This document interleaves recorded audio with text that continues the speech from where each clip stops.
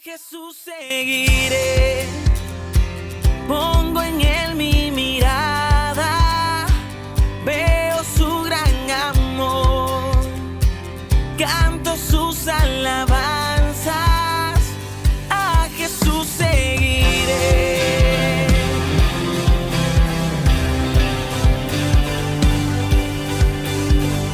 ¿Qué tal, hermanos? Damos inicio a esto que es Momentos de Reflexión. Quien te habla, el profe Lalo Solaligui. Vamos a compartir 30 minutos. Primero te saludo a vos y saludo a toda la audiencia, especialmente a los de Radio El Mundo, cadena azul y blanca, de cadena argentina, de la radio, de la icónica Radio El Mundo allá en Buenos Aires, LB7 Radio Tucumán, la gigante del norte argentino, FM General Fernández Oro, allá en Río Negro, al sur del país, cadena máxima con todas las repetidoras que tiene en toda la provincia de Salta, FM Municipal de Vaqueros, El Jardín, La Candelaria, El Tala, Radio San Martín y FM Estéreo en Rosario de la Frontera, Radio Alma Fuerte en Buenos Aires, Radio Retro en Metán, familia Quipildor, FM Banda Sur, la radio de todo el Chaco salteño, Venezuela, los hermanos de Venezuela, Radio Terapia Digital, Amazonas, Venezuela y Mágica TV.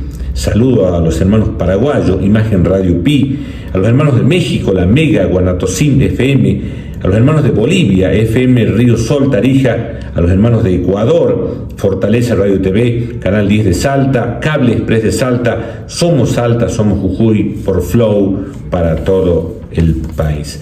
Y hablando de Tucumán, ya que hablaba de Radio LB7, Tucumán, la provincia con mayor densidad de población en la Argentina, es la más pequeña pero tiene mayor densidad de población, está a 130 kilómetros del lugar donde yo nací, Rosario de la Frontera. Por lo tanto hay una gran cercanía entre Rosario de la Frontera y Tucumán, más allá de que Rosario de la Frontera pertenece a la provincia de Salta.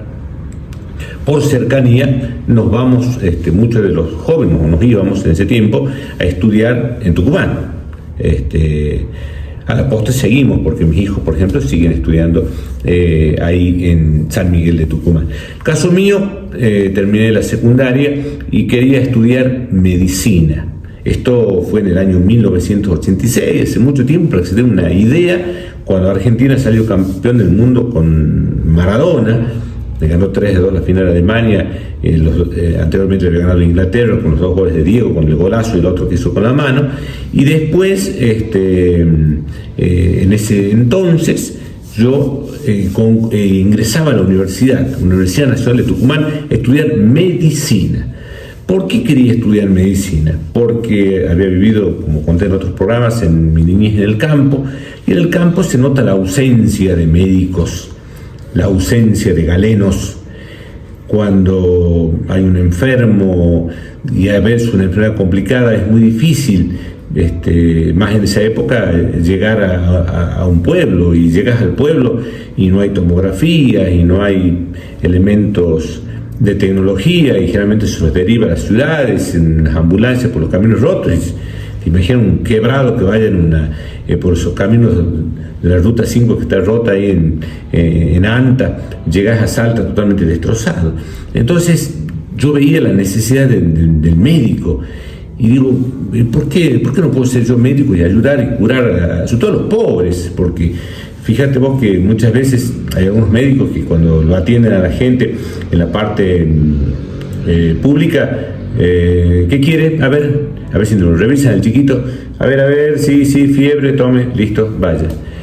Y a veces ese mismo médico, cuando está en su consultorio y cuando les pagan la orden, o pagan el plus, o le pagan en efectivo, débito, tarjeta o transferencia, ya lo trata de otra manera. Sí, pase señor, ya al chiquito lo puede dejar en la camilla, le saca la ropita, lo va revisando. ¿Por qué digo yo ese trato distinto que hay? Entonces voy a ver si yo soy médico. Por supuesto, la idea no estaba mal, más el apoyo de mi familia de clase media, mamá de casa, mi papá ya se estaba jubilando como maestro, costaba económicamente conseguí una pensión en la calle Jujuy, en el centro, lo habíamos buscado en el diario, ahí había salido publicado, Jujuy del 55, en primera cuadra, un edificio que era inmenso, gigante, pero parecía de las películas de terror. Faltaba que esté Drácula ahí adentro, porque tenía esas bañeras de la película de Psicosis, y era un baño compartido para todas las habitaciones. El hombre que estaba ahí recibiéndonos, no sabíamos si estaba vivo o había muerto hace poco, porque era un lúgubre. Pero bueno, ahí estuve yo en ese lugar. Ahora actualmente ya lo han destruido ese espacio, y hay otros edificios cerca de una estación de servicio, un teatro ahí en diagonal. Bueno, ahí estaba yo en esos tiempos con todas las expectativas de mi familia, que las clases medias muchas veces en el estudio buscan una manera de ascenso social. Hay un libro, Mi hijo el doctor, ¿no? Que bueno, todos dicen que con el hijo del doctor no se puede como un ascenso, pero yo no iba por ahí, yo iba más bien por otro lado. No me fue tan mal el primer año, estaba muy cerca ahí de la facultad, unas cuantas cuadras, era sacrificada la vida, sí, pero dentro de todo tenía mi pensión, mi comida, una vianda, y ahí andábamos. El tema es que llegaron los exámenes, aprobé un par de materias, pero me estanqué ya en anatomía en segundo año, que era en el plan ese de estudio, ese viejo plan de estudio. Era una materia troncal que si no pasas esa te cortaba un montón de otras materias, y yo ahí me quedé. En anatomía me quedé, me habían comprado los libros, eran 2 tomos así, grandísimos, donde estaban todos los huesos dibujados, ligamentos, tendones, pero bueno, no... Empecé a tener amigos, entre comillas, amigos que me invitaban a jugar al fútbol. Ese tiempo se me cruzó la idea que podía llegar a jugar al fútbol en primera, en la Liga de Rosario. Entonces me venía, ya no estaba tanto en Tucumán, me venía a Rosario a ver si jugaba, entrenaba, cosa que entre paréntesis sucedió y que fue un fiasco terrible, porque entré un día, yo era defensor de jugador número 6. Voy a ese partido en una final, la cancha estaba llena, y parece, según dicen las malas lenguas, que el equipo mío ya no tenía nada que hacer, pero si el otro le hacía 4 o 5, el otro salía campeón. El asunto es que mi equipo no había ido el arquero, no habían ido los mejores jugadores, y bueno, estábamos los suplentes, estaba yo ahí en el vestuario, y dice el técnico: no ha venido el arquero, que era un arquero muy conocido en la zona, y ¿quién quiere quedar?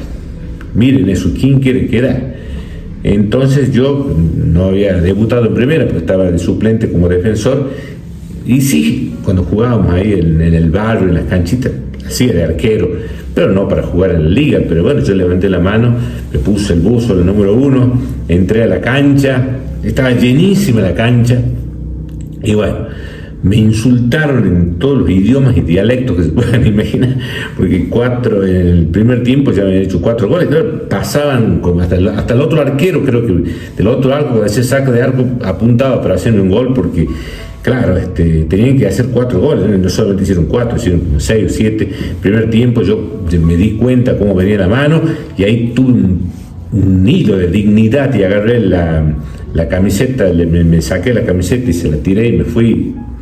Al otro día mi madre fue al dentista, y estaban ahí esperando en la sala de espera, y comentaban: han ido a la cancha el fin de semana, no, qué goleada, dice, y el arquero ese, dice, qué desastre. Y mi mamá estaba ahí, ese era mi hijo, decía por adentro. Y me acuerdo que ese partido de fútbol lo transmitieron por radio, primera radio FM que había, 86, Rosario Fronteras, primera FM, Radio San Martín, Radio NOA, eran las radios más importantes que estaban, Radio Estéreo que aparecía, y allí transmitieron el partido.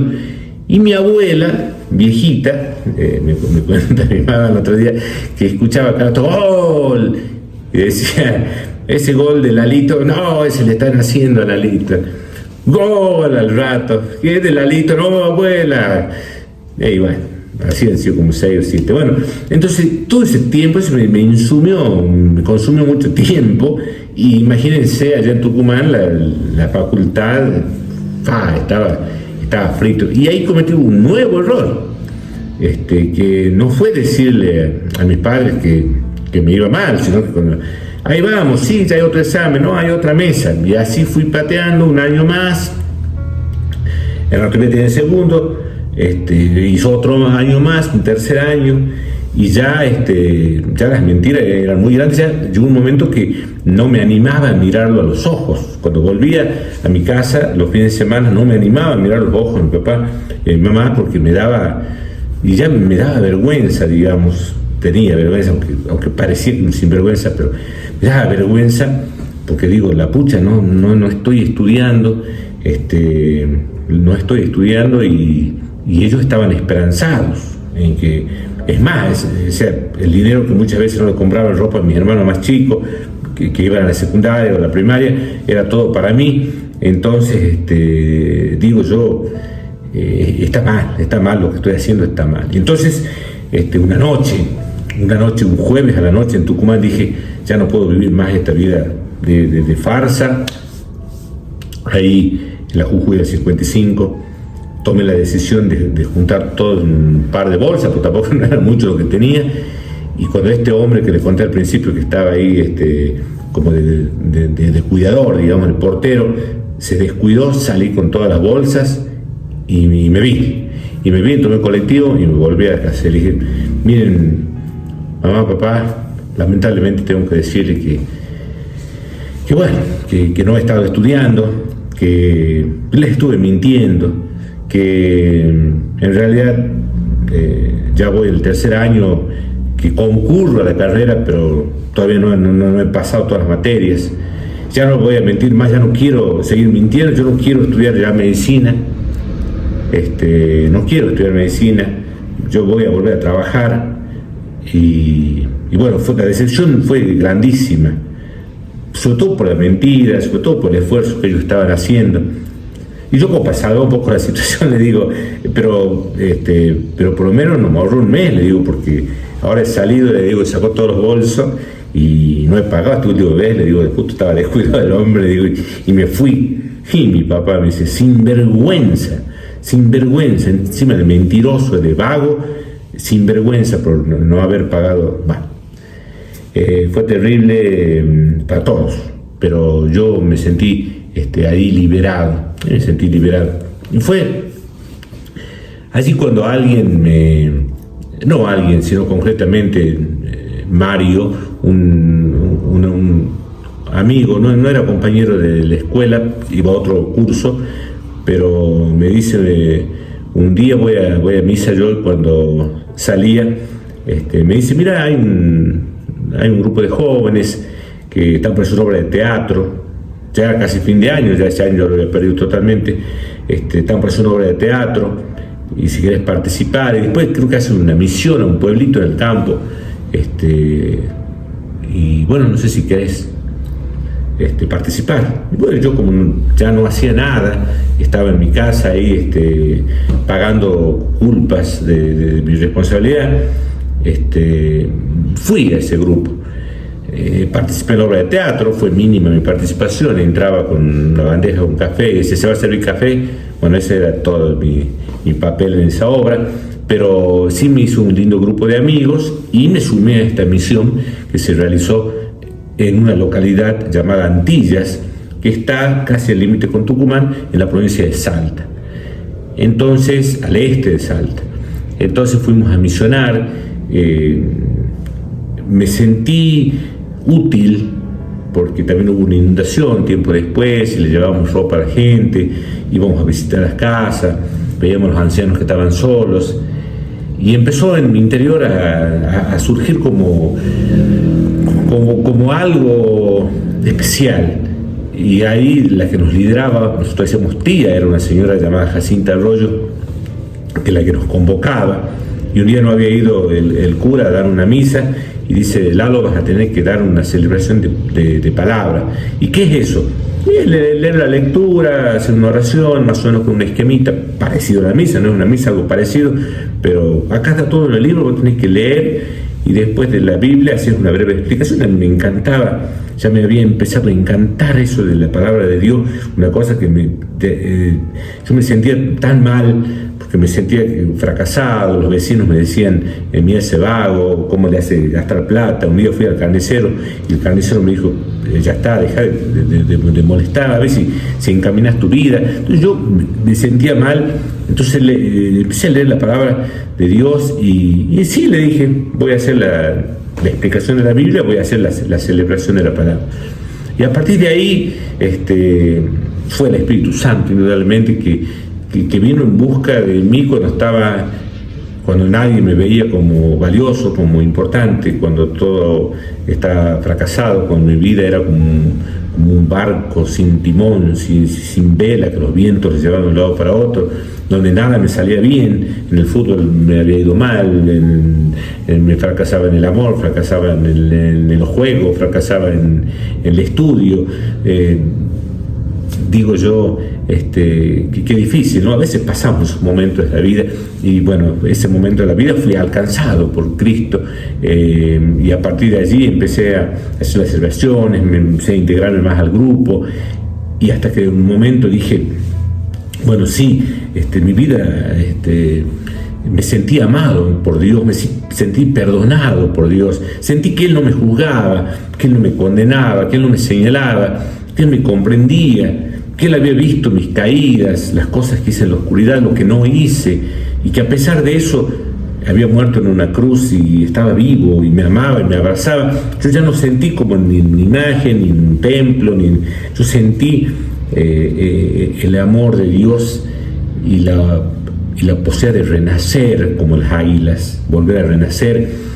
Y dije, me voy a levantar, y me presenté un día a mis padres de nuevo y le digo, bueno, acá estoy, voy a ir a trabajar.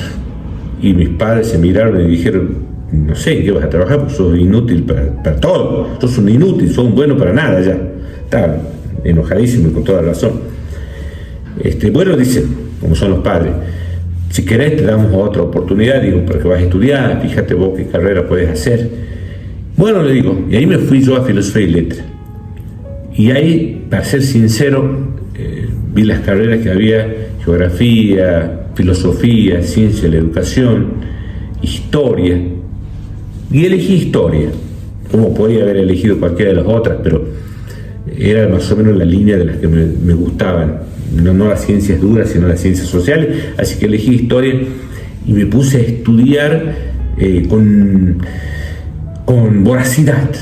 Quería demostrarme a mí mismo que podía, y sentía una fuerza especial, sentía la fuerza, que es la fuerza de Dios, la fuerza de la oración, de la lectura de la palabra, los sacramentos. Me sentía otra persona, me sentía como un auto que le habían puesto nafta super, le habían hecho un service, le habían puesto cubiertas nuevas, me sentía con fuerza, y así encaré la carrera de profesor de historia. Y en el año 89, 3 años, entre comillas, perdí en medicina. En realidad no los perdí porque me ayudaron a reflexionar y encontrarme con Cristo, así que yo digo que fueron ganancias. Muchas veces en la vida lo que parece pérdida es ganancia. Mi vida, que no tenía sentido en esos 3 años, fue la ganancia de encontrarlo a Cristo. Y a partir de allí, en el 89, en la promoción esa que ingresamos, de todos los que ingresamos, fui el segundo en recibirme de licenciado en Historia, el primero Daniel Jiménez, que hoy es un prestigioso docente en Tucumán, y yo fui el segundo en terminar, pero ahí ya sentí en mi interior de decir, ya no soy yo quien vivo, sino es Cristo el que vive en mí, porque había sentido el abrazo del Padre, como en esa historia que conocerás de esos dos hijos que uno de ellos le pidió la herencia y se fue, y malgastó, y estuvo con mujeres, se quedó sin dinero, y luego decidió volver, y había armado como un discurso en su cabeza: cuando vuelva le diré, Padre, pecado contra el cielo y contra ti, ya no merezco llamarme mi hijo tuyo. Y repetía, Padre, pecado contra el cielo y contra ti, ya no merezco llamarme hijo tuyo. Y cuando llegó, el Padre no lo dejó hablar, no lo dejó recitar esa oracióncita que había hecho, lo abrazó fuerte, porque dice que todas las tardes salía el padre a esperarlo. Y qué alegría cuando vuelve el hijo, qué alegría cuando un hijo vuelve a casa y lo abrazó fuerte, le dijo: hijo, te amo, vamos a hacer una fiesta, preparemos una fiesta. Bueno, ya conocen la historia del otro hermano, pero para ese hermano le puso un anillo, signo de dignidad, una túnica blanca. Se limpió, se bañó, se perfumó y hubo fiesta.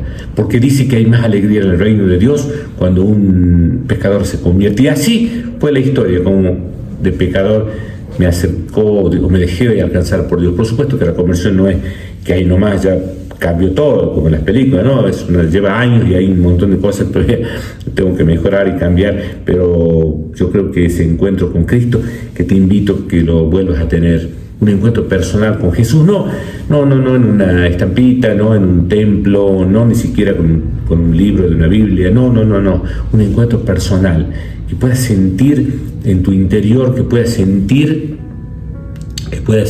que Dios te ama, te quiere, te abraza, que puedas sentir, pero no como una sensación nada más, como un sentimentalismo, que puedas percibir la persona de un Dios que está vivo, porque tenemos un Dios vivo. Nosotros no seguimos a un Dios que ha muerto, sino un Dios que está vivo, resucitado, y que nos envía el Espíritu Santo y que realmente quiere que nosotros podamos sentirnos amados por el Padre y que podamos de esa manera saber que vencemos los fracasos, que con Cristo los fracasos nos ayudan, como en este caso, a llegar a Él. Por eso, si vos estás en una situación de que no encuentras un rumbo a tu vida, que no tienes un ideal, que las cosas no andan tan bien en el negocio, que con los hijos tienes problemas, que tu matrimonio, que tu noviazgo, las cosas no han andado, que tu suegra te visita siempre en la casa, si hay dificultades, quiero que sepas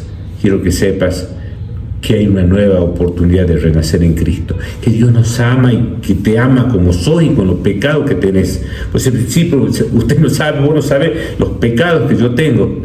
Yo no lo sé, pero Dios sí lo sabe, y aunque lo sabe y te ama y te quiere y te está esperando, es un tata bueno que sigue saliendo todas las tardes al portón de la casa y mira para que vos te acerques.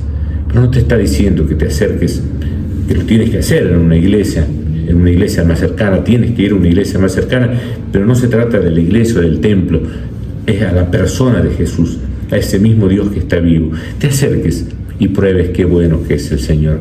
Por eso, en estos momentos, y allí donde estés, le decimos a Dios, Padre, a través de Jesucristo: Señor Jesús, cuánto dolor en mi vida, y tú lo conoces. Cuánto hastío y cansancio en mi vida, y tú lo conoces. Cuántos fracasos y cuántos golpes en mi vida, y tú lo conoces. Cuántas veces me he quedado a la vera del camino sin fuerzas para seguir, y tú conoces de esas luchas. Cuántas veces mis debilidades han podido conmigo y he caído en tentación, he caído en lo que no debía hacer. He seguido ese vicio, hice aquello que no tenía que haber hecho. Sin embargo, ¿cuántas veces has querido, Señor, que llegara ese momento y que me diera cuenta que no soy yo con mis fuerzas quien puedo lograr la felicidad, sino es cuando estoy contigo, cuando me abrazo a vos, cuando como un hijo se abraza a un papá, a una mamá? De la misma manera hoy quiero abrazarme a ti y quiero decirte: te amo, Señor, te necesito, Señor, quiero una nueva vida en ti, quiero renacer como las águilas, quiero salir adelante, quiero ser feliz, quiero superarme. Pero no solamente quiero acercarme yo, Señor, sino quiero que mis hijos también se acerquen a vos, que mis padres también se acerquen a vos, que mis seres queridos también se acerquen a vos, porque sin ti nada podemos hacer. Sin ti el mundo es como un castillo de naipes que ante el primer viento se derriba. El materialismo no da la felicidad, el placer no da la felicidad. El poder y el tener no dan la felicidad. La felicidad solo está en el amor con mayúscula. Y tú, Señor, eres el amor. porque Dios es amor, tú eres amor. Llena mi vida, mis pensamientos, mis palabras, mi acción, mi corazón. Lléname de tu amor para que pueda ser un instrumento allí en el trabajo, allí en el estudio, allí en mi familia, pueda ser distinto, pueda ser como las águilas, pueda renacer y que vengan los años. Ya no les temo, porque tú, Señor, eres mi compañero de viaje. Que podamos reflexionar sobre la importancia de sabernos amados por Dios, de sabernos perdonados por Dios, y que qué distinta es nuestra vida cuando estamos con Dios y cuando estamos sin Dios. La invitación, como el salmista, es decirte: prueba, prueba qué bueno es el Señor. Prueba qué bueno es estar con Dios. Prueba qué bueno que es caminar tomado de su mano. Prueba qué bueno que es ir con Él en las oscuras quebradas de la vida, en los momentos de hospital, en los momentos de velorio, en los momentos de llanto, en los momentos de ruptura, en los momentos de lágrima. Tomado de la mano de Jesús es totalmente distinto. Seguir a Jesús no es que no vas a tener problemas, los problemas los vas a tener, pero con Jesús lo vas a poder superar. Solamente Dios es el camino, es la verdad y la vida que hay que seguir. Espero que te haya gustado esto que es Momentos de Reflexión. Nos volveremos a encontrar, si quieres, la próxima semana. Si quieres volver a ver este mensaje, lo ves por YouTube, por Facebook, por las redes sociales. Quien te habla, Lalo Solaligue. Que tengas mucha, pero mucha paz, y que no te olvides cuánto te ama el Señor. Muchas gracias. A Jesús seguiré.